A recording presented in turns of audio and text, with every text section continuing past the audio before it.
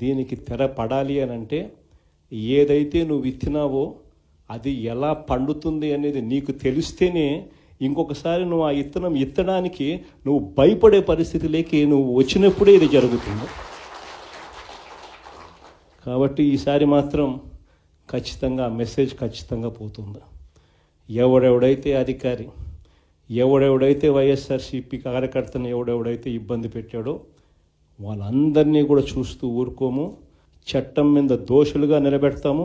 ఒకవేళ వాళ్ళు రిటైర్ అయిపోయి వెళ్ళిపోయినా, లేకపోతే వాళ్ళు దేశం విడిచిపెట్టిపోయినా కూడా ఎవరిని వదిలిపెట్టం. సప్త సముద్రాల అవతలున్నా కూడా అందరినీ కూడా పిలిపించే కార్యక్రమం చేస్తాం. పిలిపించిన తర్వాత సినిమా మామూలుగా ఉండదు. సినిమా మాత్రం